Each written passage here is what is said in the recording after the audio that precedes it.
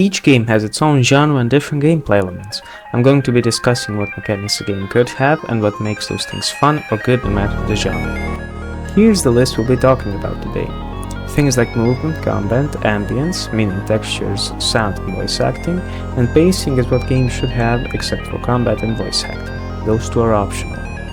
The lesser things that can improve a game are modability of the game, characters, customizability, interactivity, physics, music, and UI, but because they're not as huge as the previous bunch, I'm not mentioning them. And as for the bad parts, I'm mentioning microtransactions and dumb menus. Things like glitches and crashes can be later fixed, so I'm also not mentioning them. I'm going to be comparing games and I'm going to give them as an example of what makes the aspect mentioned good. I'm not gonna say a game's bad because its combat is bad, even though the game's focus wasn't the combat, just the aspect in itself is bad. Without further ado, let's go over it.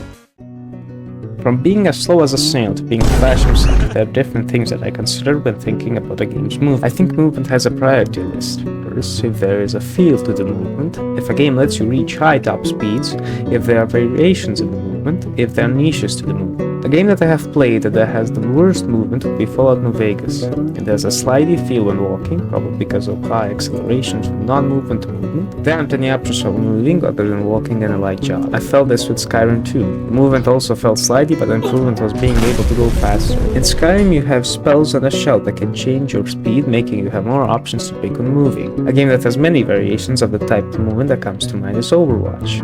Running, flying, dashing, you name it. But to me the problem in Overwatch is having a restricted top speed. For example, I feel like Junkrat has a force pulling him back when I mind jump, which makes him have weird movement. He kinda slows down too early in the sky. For the other heroes, Pharah is slow in the sky, Soldier 76 feels slow when using his running ability. The only one that feels alright is Winston. He has that heavy feel when using his jump back, which is realistic for a giant laser-wielding gorilla. Some games that have alright movement that I really like are Team Fortress 2 and Red Dead Redemption 2. Red Dead has a great feel when on foot or on horseback because the movement has weight. It doesn't have an acceleration from 1 to 100 in a second like New Vegas. Sure, it doesn't have many variations of movement and speeds, but the feel overpowers the lack of those things. As for TF2, it doesn't have many movement variations. It has surfing, rocket jumping, trimping, but you can reach high speeds with enough practice and has a great feel. To summarize, a game's movement is mainly dependent on the feel, top speeds, variations, and a sprinkle of niche. A game doesn't have to reinvent the wheel to have good movement. It can depend on the genre, but the things mentioned are just pointers.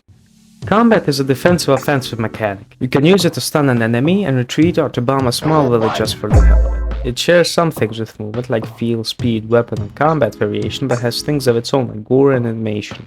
For example, if you can hit someone with a huge hammer with the speed of a millisecond, it's not gonna feel good because it makes the hammer look like it's weightless. Something that is also heavily dependent on feel is the animation of the combat and physics. If you do a side-to-side attack in a game and the person falls towards you, instead of going to the direction of the hit, it makes the combat unresponsive. Also, if the person you hit doesn't have any visual indications of getting hit, aka gore, it also looks like it's unresponsive. Other than that, having different ways to perform combat is important but not necessary. Dying Light has very responsive zombies when getting hit. There are many weapons and animations and gore are perfect.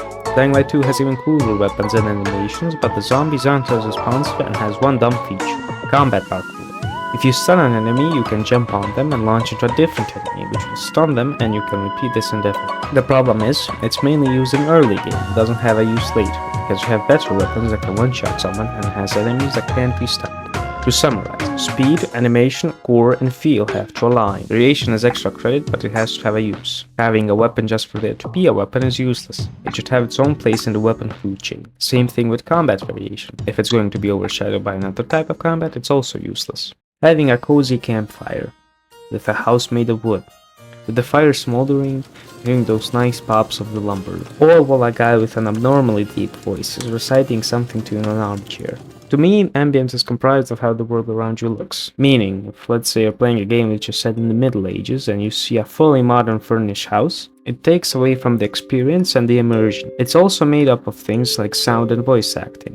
If you couldn't have guessed having a character walk while having thunder playing his footsteps or an old man having his voice pitched the same as a 5-year-old is bad sound design and bad voice acting. Just like combat syncing up with animation and responsiveness, ambience has to sync up with the area it's set in. Sound has to have timing and is dependent on the thing that is happening. Shooting having loud sounds that come out with each fired bullet, and walking having a quieter sound sync with the character's feet stepping onto the ground. As mentioned, voice acting isn't needed, but when you do have it, use it. The voice has to match the character, has to have a feeling that matches the situation, and has to have a feeling nonetheless. Having a baby speak to you in a deep and calm voice while bombs are falling towards them in an active war zone isn't good voice acting. Because voice acting is hard, sometimes people create sounds, edit them in different ways, and use that as voice acting, but presumably sound acting.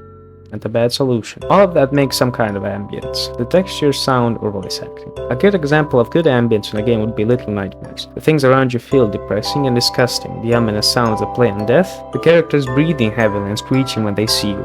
It's all a fine mixture that makes a great ambience. Even though the characters don't speak, they make sounds like breathing and screeching. Sounds can have the same level of impact as voices if used correctly and can replace them altogether. All in all, ambience can get you real invested and immersed or just have a plain lackluster experience. That's why it's so important.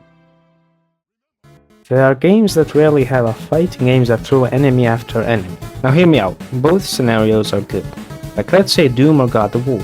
There are many enemies in Doom that bomb rush you, and in God of War it's a little bit toned down. The reason those enemies are there, other than to give you a dopamine rush, ammo and health, they're there to let you know you're progressing. If there's a new area, there's enemies. If there's a new area and there's no enemies, puzzle time baby, whoop-de-doo. As for game Excellent, the enemies there are not really a threat and you don't really need to worry about them, but you do need to keep a watchful eye. The pacing as opposed to Doom and God of War is slow and calm. Pacing can also mean the speed of going to another boss level or puzzle section. Pacing can't have too many in-your-face things because it will make the parts that aren't in your face boring and vice versa. So some games have nothing but in-your-face segments, don't have the boring parts. The game coming to mind, Ultra Kill. Kinda controversial for me to say, but The Last of Us is the vice versa. It's boring when you just walk around and not kill the zombies or people. The puzzles are always the same. Boost, get ladder, climb up. You can say the same thing in God of War, because you use your axe to continue through the puzzle, so it makes the puzzles actually cool. Anyway, pacing should be a more linear experience because people won't play the whole game when they're already sound asleep by the first part, or too fast because you're gonna have a heart attack by the end of it. Most of the time, games focused on story are slower, while games focused on getting a dopamine rush are faster. So pacing really depends on the type of game. If it's more combat focused, the game has to show off its mechanics through millions of enemies. It's a more casual game. Enemies are there just to have some kind of risk and not be a game for fetuses. The things all games have to share is having good space in between segments or breathing room. Now on to the objectively horrendous features a game can have.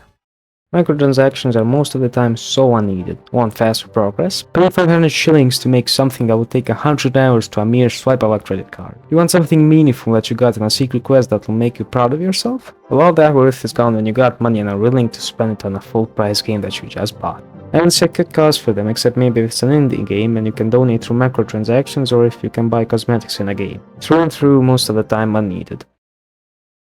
And now, onto the final part of the video. The menus for menus. Glad you made it to this part because it's the most meaningful part of the video. As you know, Starfield.